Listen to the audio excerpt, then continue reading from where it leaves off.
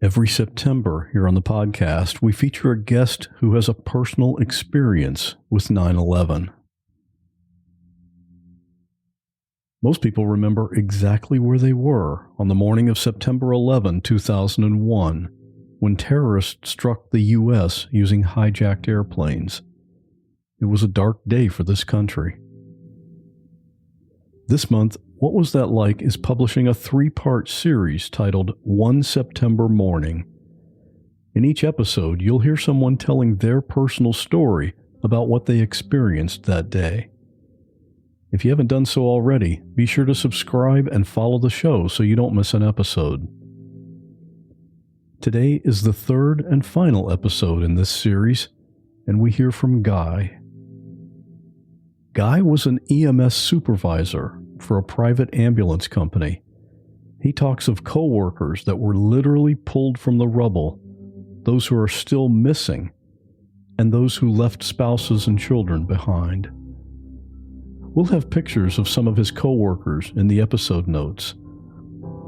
Guy also has ongoing health issues as a result of his time spent at Ground Zero, but he doesn't regret rushing toward danger, and he would do it again if needed.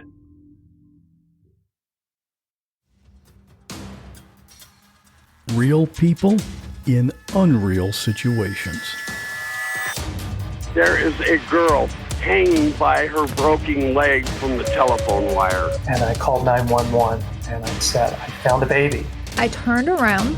I see a gun pointed at me close enough I could touch it. She would hold our heads underwater all the time. He levels the gun, pulls the trigger, and I go down. Her eyes were full of tears.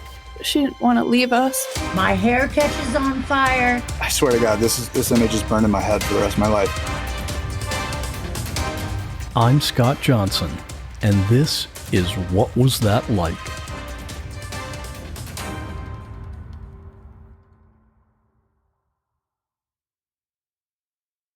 My name is Guy Sanders. I'm a 9/11 first responder and a volunteer at the 9/11 Tribute Museum in downtown Manhattan. Today, I'm going to be telling you my 9/11 story. On Tuesday, September 11th of 2001, I was working part-time for a private ambulance company in Brooklyn, but because EMTs don't make a lot of money, I was working full-time in an office out in Long Island, which is a suburb of New York City. I was on my way to work that morning, a beautiful sunny morning, not a cloud in the sky. I was driving along the highway. I noticed that traffic was heavier going into Long Island than it normally is. Usually most people are driving into the city. But I was listening to music. I wasn't listening to the radio, so I didn't pay any attention to it. When I got to my office, I saw that there were clusters of my coworkers sitting around each other's desks listening to the radio.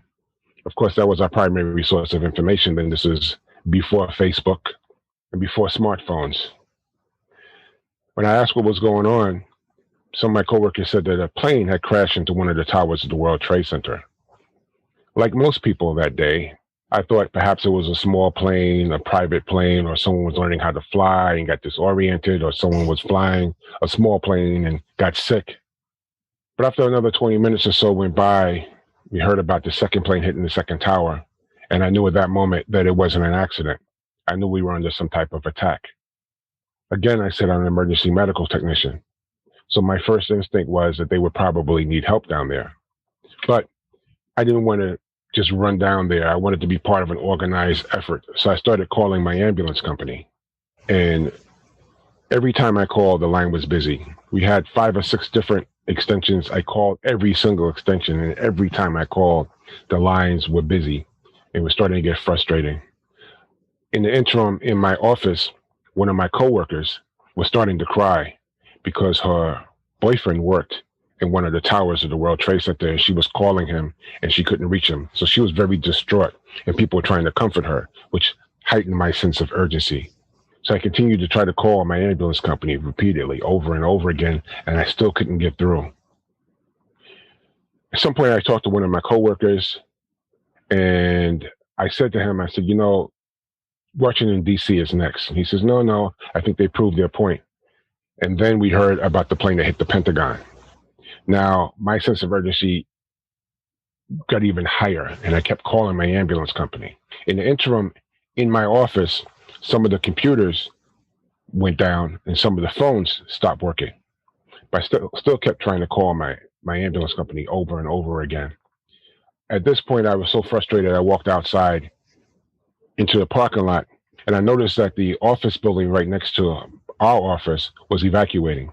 They were the United States Department of Immigration and Naturalization. So I came back inside and I found my human resources director. I said, listen, they're evacuating the building next door. And he says, shh, don't say anything. We're still trying to figure out what we're going to do, which got me aggravated. And I ran back to my desk and I called my ambulance company again and I got through. I said, do you need me? They said, we need everybody. I told them I was on my way. So I stood up in my office and I announced to everyone, they're evacuating the office building next door and I'm on my way down there. You're on your own. And I left. Incidentally, they did end up letting everyone leave early, but they made them make up the time later. So at this point, I rush out to my car and I get on the highway. Now, this is New York, and most people are familiar with how traffic can be in New York. But as I got on the highway heading toward Manhattan, I realized that my car was the only car on the highway. Since we were under attack, the police had closed off all the major highways, thoroughfares, the bridges, and the tunnels leading into Manhattan, except for emergency vehicles and for first responders. So, like some type of bizarre dream or movie, I was on the highway by myself, and I drove as fast as I could through Nassau County, through the borough of Queens, to my residence in Brooklyn. I ran upstairs, changed into my uniform, grabbed my equipment, ran back to my car, and I drove as quickly as I could to my ambulance company, which was in central Brooklyn. By the time I had gotten there, the place was a beehive of activity. We had people rushing all over the place. We had our regular calls, but we had some of our ambulances who were sent down to the hospitals in the vicinity of the World Trade Center to remove people from the emergency room who had come there with minor injuries, to take them, or minor illnesses, to take them to farther away hospitals so that the hospitals that were closer to ground zero would be able to better treat the people who were rescued. We didn't know at the time, but after the first couple of waves, there really weren't going to be that many more people. I spoke to my operations manager, and I told him, listen, I don't want to do that duty. I want to be down at ground zero. And he says, I understand. He says, you have experience. I'm going to make sure you get down there. So he gave me an ambulance. He gave me a partner. He gave me 15 extra tanks of oxygen, and he told me to report to Beth Israel Hospital, which is in downtown Manhattan around 15th Street and 2nd Avenue. The reason why he didn't send me directly to the scene was this thing called the Tokyo Rule.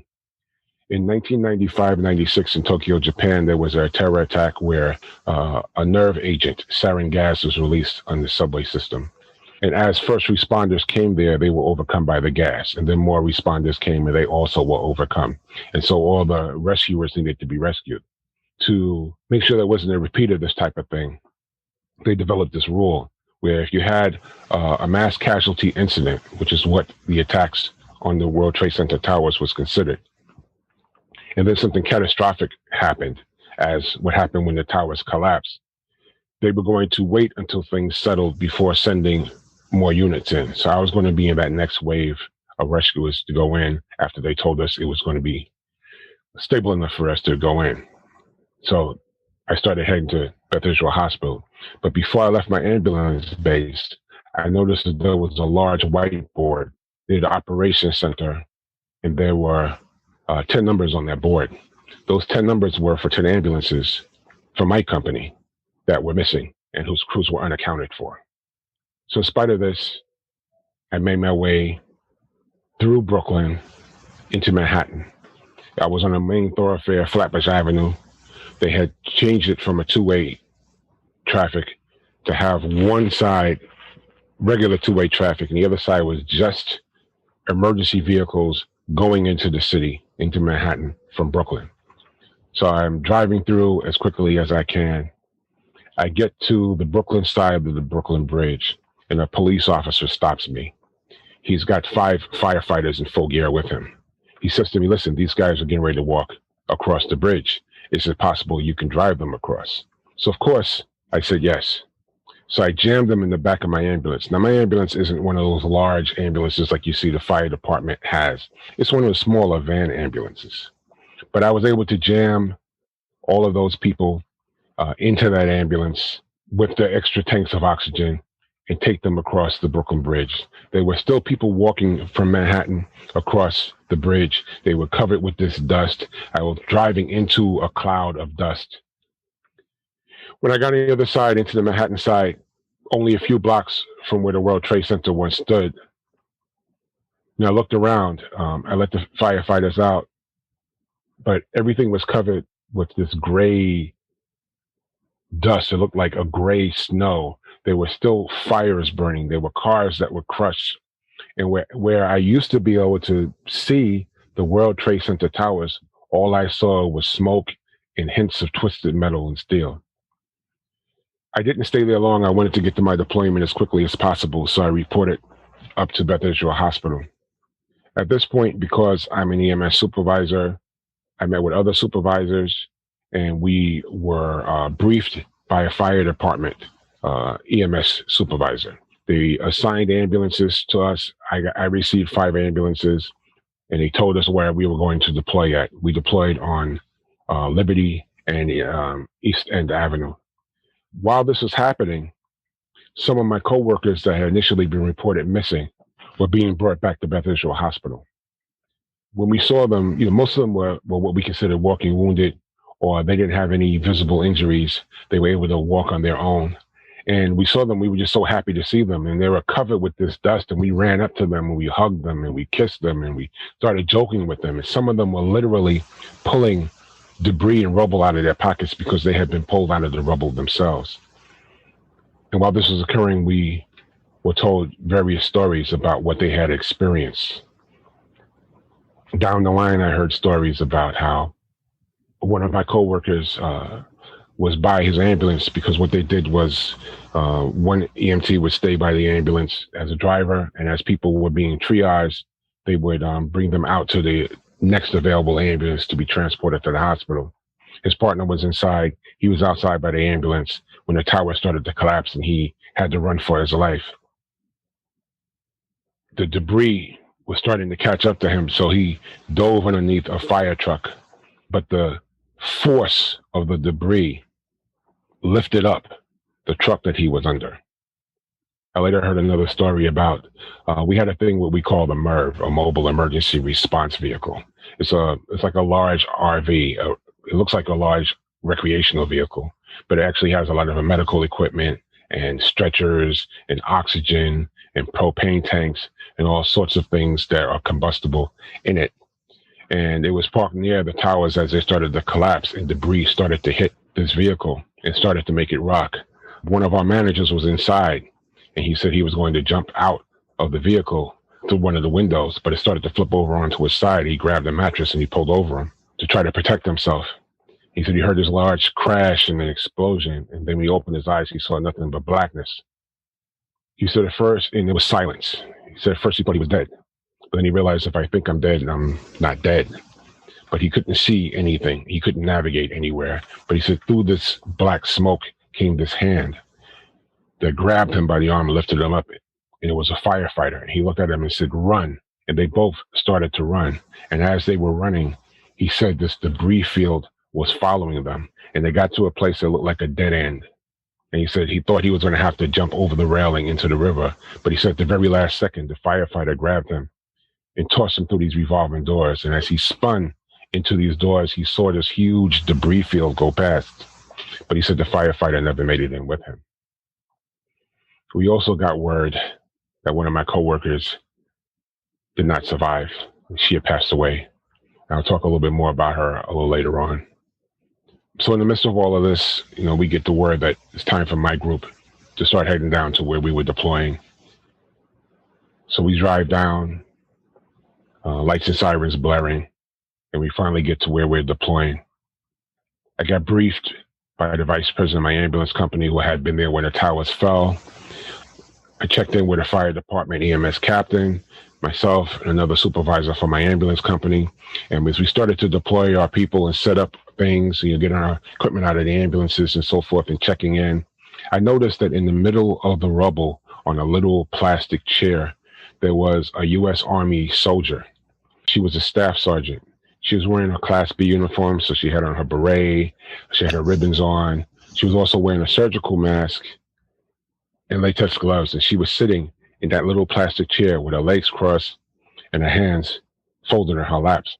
And I walked over to her and I said, "Are you all right?" She says, "I'm a U.S. Army recruiter. I was on my way into my office in the World Trade Center when I saw a plane hit the building." She said that she was also an emergency medical technician. So when they set up the triage area, she went in there to help with triage. And she said that's where she was when the tower started to collapse, and she ran for her life. And then she got really, really quiet. And she says, "I'm thinking about the people that I left behind when I ran out of the building." And I realized she was feeling guilty because she had saved her own life. And I didn't want to leave her alone by herself that way. So I said to her, "Listen, you obviously have a lot more experience than the people I'm working with here.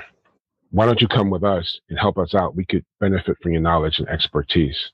And she came with us, and we kept her with us. I think she stayed with us until about midnight that night when we were relieved. Interestingly, she said that she had been in Bosnia. And I asked her, I said, "You look like she had a lot of ribbons." I said, "You look like you've seen a lot of action in different places." And she said, "Yeah." I said, "I guess you never thought you'd see anything like that here." And she says, "No. Most of the time when we were there wasn't a lot for us to do." At one point, not long after we got there, we got a call that there was an elderly person trapped in her apartment. There's a housing complex across the street from the World Trade Center complex, large complex. And apparently there was an elderly woman, because all the power was off in her building, that was trapped in the 33rd floor of her apartment building. So we had to go into that building, climb up the 33 flights of stairs and carry her down to get her out of the building. At one point, there was a firefighter who came up to me because he had a lot of this dust and debris in his eyes. He wanted us to wash out his eyes with sterile water. So I said, "Okay, sure, have a seat. Sit right here." And he says, "No, I'm not going to sit down." He said, "If I sit down, you're going to try to make me lay down. Make me lay down, you're going to try to take me out of here, and I'm not going anywhere. So I'm going to stand here and you do what you need to do." So I stand there, and we did what we needed to do. Around 5:25 in the afternoon, Building 7 of the World Trade Center started to come down. And we were about a block and a half away when that took place. There were a group of firefighters, maybe 20 firefighters, walking in the direction of our staging area in a very deliberate manner. There was no angst about it. And one of them happened to turn to me and said, "Hey, you should probably move this. This building's getting ready to go." And they all just kept walking. I was like, "Whoa, this building's getting ready to go. All right, everybody, we have to get our equipment together, take all our stretchers and all our equipment, leave the ambulances in place," because they were charged fire lines, and you don't want to drive over a charged fire line because you could cut off water to firefighters who were fighting fires. So I said, "Okay, get our equipment. We're going to go half a block over to the east." And one of my people actually said to me, "Well, they told us we should be safe here." And I pointed to the crushed fire trucks and the overturned ambulances and the smoldering police cars. And I said, "They told them they were going to be safe there too. Why are you even questioning me?" So most of that evening, what we did was we actually just dealt with other first responders. The injuries that they received, going in and looking for people to save, looking for their brother firefighters, their fellow police officers. And that's a lot of what we did in that first night. I have to say that my cell phone service was intermittent at that time. One of the reasons for that is because the two World Trade Center towers being the tallest buildings in the city, they had, in addition to the large radio tower on the North Tower, a series of repeaters and other towers for cell phones on top of them. So when they collapsed, it disrupted cell phone service in addition to the high volume of calls that were going out during that time. So my phone was working intermittently. So that's why when my phone finally rang, after not having had a dial tone for a while, I was surprised and I picked it up, and it was my best friend. And I said to him, his name is Jason. I said, he said, "Oh, I just want to make sure you were there." And I'm like, "Why?" Because he knew I had the 2 jobs. He said, "Because I'm thinking about all the people who went to work today to a job that they hated and died at a job that they hated." He said, "I know that if you went there and something happened to you, you were doing what you wanted to do." And that was something that was very profound to me. And it really, really made me think. And it kind of changed the direction of my life. Because at that point, I decided I needed to start working EMS full time. Because I never, ever wanted to be in a situation again where help was needed and I couldn't immediately respond. Because I made that decision in 2005, I was able to respond with 65 people from my ambulance company and 15 ambulances from New York to Louisiana for Hurricane Katrina in 2005. And I'm proud of my service there. It was something that I said it was an event that touches me still today. It's a picture here of myself down there. The gentleman here, my partner, his name was Wesley Watson. He also was a part-time supervisor with my ambulance company. His full-time job, however, was as a professional jazz drummer. He was an excellent jazz drummer. I'd seen him perform on many occasions. He played the White House with the Lionel Hampton Orchestra 3 times. He performed all over the world. He performed with Wilson Pickett and Ashford and Simpson and Whitney Houston and all kinds of other talented luminaries. Wesley passed away in September of 2010. I believe that his illnesses were related to the time that he spent down at Ground Zero. He was down there actually more often than I was. He had been deployed down there. I definitely miss him. A month after that, I was diagnosed with a rare cancer, a carcinoid cancer, which is a neuroendocrine tumor that I got that is credited to my service down at Ground Zero. Since then, I've had 3 major surgeries. They removed 2.5 feet of my small intestine, part of my liver, my gallbladder. I had 2 of my heart valves replaced. And now, about 2 weeks ago, I was told that those 2 valves that were replaced are now defective, and I'm going to have to undergo open heart surgery again. However, if one was to ask me if I was to do that again, not only would I do it again, but if I had to do it over, I would have left earlier. Now, people think that that's a sacrifice, but there were 8 emergency medical technicians who paid the ultimate sacrifice on that day. Okay. Of these 8 emergency medical services personnel, I personally knew or met with 3 of them. The gentleman here in the black and white picture, his name is Mario Santoro. When Mario was a brand new emergency medical technician, he came to my volunteer ambulance corps in Queens to learn the trade, and I was in charge of training him. Mario had actually made it home after working a double shift, and he lived in downtown Manhattan. And when he heard about what happened and he could see the towers burning from his home, he told his wife he had to go back, even though he had just gotten home. Mario and his partner here, Keith Fairburn, who was assigned as his partner when he went back, both lost their lives down at the World Trade Center that day.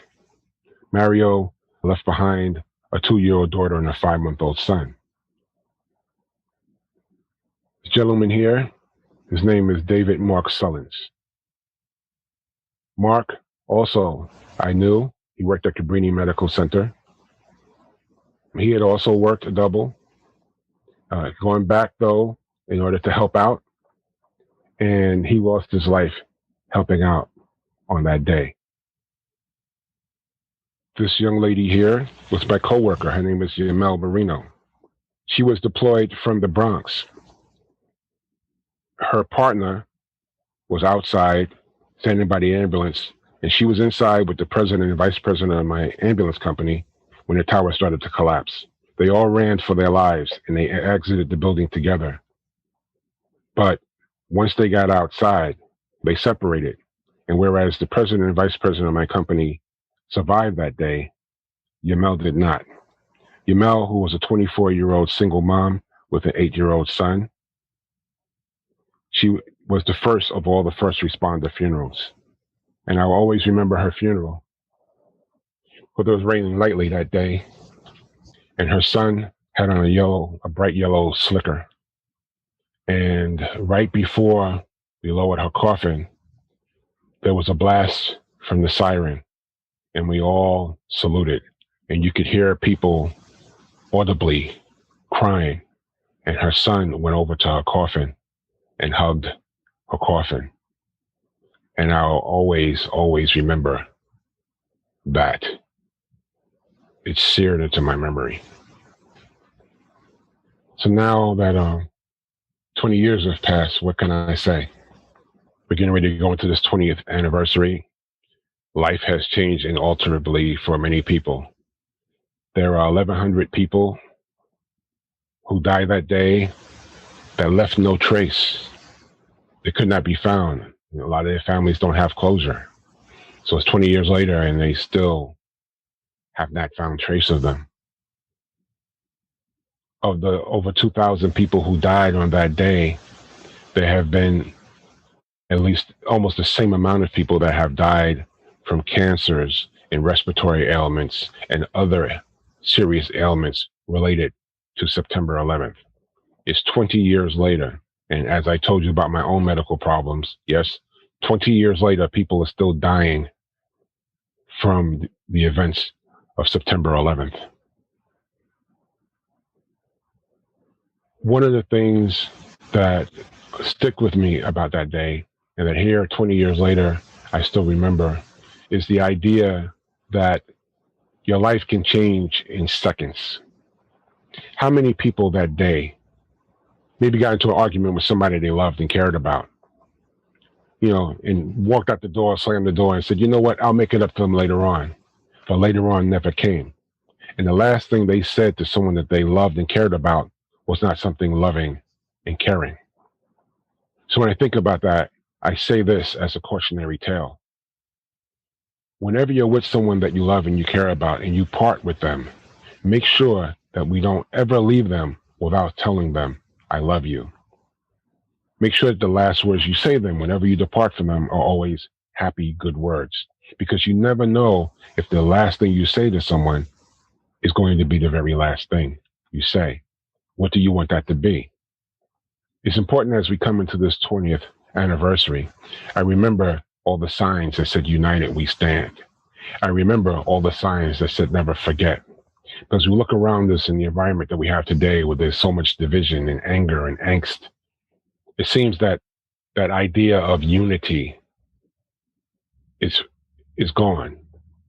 When I look around at how many people have forgotten how EMTs and paramedics and firefighters and police officers and construction tradesmen and transit operators and all kinds of volunteers from all over the place, over 500,000 people from all over the world came and volunteered their time to help out in some way, whether it was sifting through the rubble for remains, whether it was serving coffee, whether it was cutting heavy steel, whether it was transporting workers back and forth, whether it was opening the churches for them to sleep, whether it was preparing meals.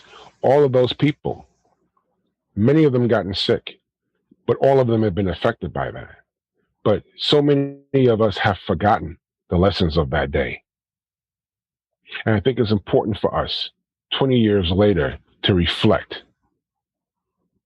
I think it's important for us 20 years later to revisit why we said those things. Were they an excuse for prejudice and bigotry? Or were they the realization of the humanity of everyone? You listen to the reading of the names every year. There are all types of names from all types of ethnic backgrounds, all types of religious backgrounds, all types of trades, all types of professions. All of them lost their lives on that day. All of them are united in that. And you come down to the World Trade Center Memorial and you look at the waterfalls. That's one of the symbols of that waterfall. That these droplets of water come down as individuals, and they pool at the bottom, and then they go into this abyss for which you can't see the end. And what that symbolizes that these are individuals who came together in tragedy and went off into eternity together. They all met the same fate. And it's important for us to remember that we all will meet the same fate. And that's a lesson that we should never forget. That's a lesson that should make us united. And I think that's one of the most important lessons that we can continue to take from the events of that day. Not of the hatred, of the bigotry, but of our humanity. And we should keep our humanity. So I thank you for giving me this time to speak to you. You heard Guy mentioning some people who lost their lives that day. You can see pictures of those people and get a full transcript of this episode at whatwasthatlike.com/190. I hope you've enjoyed this 3-part series with personal stories from 9/11. I've been doing a special episode each September, but this is the first time we've done a series like this. I'd love to hear what you think of it. It's a horrifying event to talk about, but hearing these personal stories is how we make sure we never forget what happened that day. Okay, change of pace now. Doing this series on 9/11 means that we've been talking about a major tragedy for 3 Fridays in a row. Next Friday is supposed to be an off week with no episode, but no. We're going to have a bonus episode, and it's going to be a fun one. When you listen to next week's bonus episode, you're going to be smiling, I guarantee it. I'll give you a hint. It's a story about birth, but it's not like one you've heard before. All right, I've said too much already, but trust me, you'll want to listen to that one. And if you're not in the Facebook group, here's the question that I posted in there this past Tuesday. What's a common social etiquette rule that makes no sense? I definitely have an opinion on that one, which I posted as my answer, and lots of other people mentioned things that came to mind. Do you have an opinion on this? Get over to the private Facebook group and let's hear it. There are about 8,000 other podcast listeners in there who are just waiting for you to join the conversation. And it's all free. It's at whatwasthatlike.com/Facebook. Graphics for this episode were created by Bob Bretz. Full episode transcription was created by James Lai. And here we are at the listener story. This is what happens at the end of every episode, a story sent in by a listener just like you. Well, not exactly like you, since this person sent in their story, and you haven't done that yet. What are you waiting for? Record an interesting personal story, like 5 to 10 minutes long, on your phone, and email it to me, scott@whatwasthatlike.com. This week's story is about a scary neighbor. Stay safe, and I'll see you back here in a week with that fun story you're going to love. About 6 years ago, when I was a single mother, I lived alone in a tiny single-wide trailer out in the countryside. I had a neighbor that lived in the lot right behind me. We'll call him Tony. He lived with his wife and teenage son. They were really good neighbors. They left me alone for the most part. Past introducing ourselves when I moved in, there was really no exchange. Sometimes we would cut each other's grass while we were already cutting our own, so we would say thank you if we happened to see each other. But that was about it, just how I liked it. I lived there for 2.5 years when one day at about noon, me and my 2-year-old daughter were taking a nap. There's a back door right outside of my room, and I was woken up by somebody pounding on it. My first thought was, something is happening, and maybe it's my neighbor, and they need my help. But I had a really uneasy feeling about it, so instead of opening that door, I went to look out the front door to kind of see if I could see anything going on. When I got to the door, Tony was running up to me, very clearly pissed off about something. He started screaming and yelling at me things that just didn't make any sense. He was calling me every name in the book and accusing me of completely fabricated lies, and I had no idea where he was getting any of this from. At this point, I'm thinking, oh, he's drunk, which scared the crap out of me because not only is he drunk, he's also unhinged and irrational. I do remember him saying something, though, about me being a homewrecker, which is especially confusing because I barely ever see or speak to him or his family. I'm super tiny, 5'2", and he was a lot taller than me, and he worked out a lot, so I kind of just froze there for a second and was like, what are you talking about? And he swung open my storm door and barged into my living room.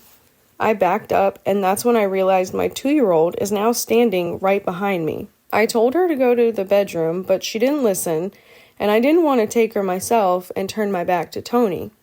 So we're arguing back and forth. He's practically screaming into my mouth, and then he starts threatening me.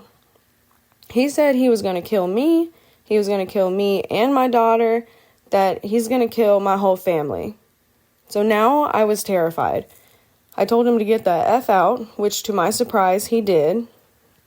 He ran back home and I grabbed the biggest kitchen knife I had, called 911, then my daughter's father. I told dispatch that I had a knife and if he came back, I would use it. They sent an officer, but after hanging up, he came back yelling some more. I closed the door when I was on the phone, but I didn't think to lock it. He ripped open the door again, but I guess in an effort to keep him out of my house where my daughter was, I stood in the door frame and held the knife up to him, telling him that if he didn't leave, I would kill him. And time slowed down, and every scenario played through my head.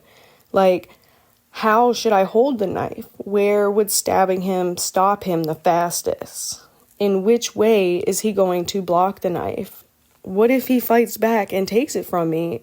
And how am I going to live with myself after taking someone's life? During all of this, Tony was on the step right outside of the door, so that brought him a little lower, more face to face, and my knife was only centimeters away from his neck. He started calling my bluff and daring me to do it. And I almost really did do it a couple of times before him telling me to, but I sincerely did not want blood on my hands. I managed to back him up into my yard, threatening him with the knife some more, and I really gotta tell you, they call it liquid courage for a reason, because he was still trying to push himself into me. It was just so much screaming and yelling that I really couldn't even begin to recall what exactly we were saying to each other.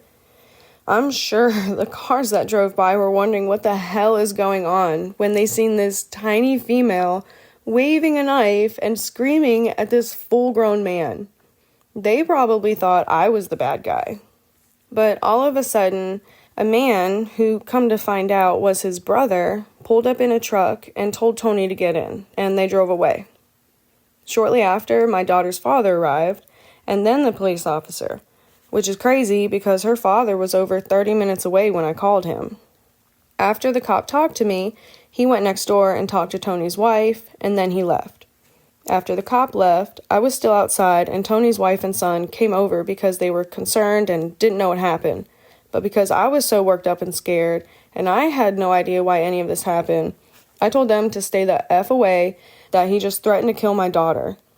And I showed them the knife I had to scare him off with, and his wife just came up to me and gave me the biggest hug.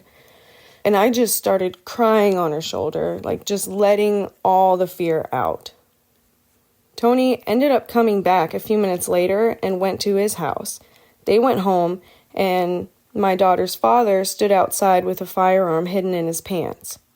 He didn't initiate any conversation or instigate, but Tony decided to now argue with him and make more violent threats. I called 911 again, the officer came back, and Tony was arrested. Not to my surprise, this was not the first time that they have crossed paths. He was sent to jail, but was released on bond with a protective order which kept him from being at his house. Months later, when I went to court to testify, he was brought into the courtroom in an orange jumpsuit. I guess he just couldn't stay out of trouble. He was sentenced with several charges and over a year in jail. I moved out shortly after that because I didn't want to be anywhere near his house or his family when he was released. I know some people might think that that's just something an angry drunk person would say, that he probably wasn't serious, but the way he was right in my face the whole time screaming, and I mean screaming, the things he was yelling, and his body language, I completely believed that he was going to hurt me and or my 2-year-old. It was more than just accusations. It was many threats and many different kinds of threats. But thankfully, I haven't had a bad neighbor since. I do kind of miss getting my grass cut for free sometimes, but you don't tell me you're going to kill my 2-year-old and get away with it. I still see him from time to time riding around town in his work truck, and I wonder if he's gotten sober or not. I really, really hope he has. Thank you, Scott, for letting me tell my drunken neighbor story. And thanks again for all the hard work you put into creating this amazing podcast.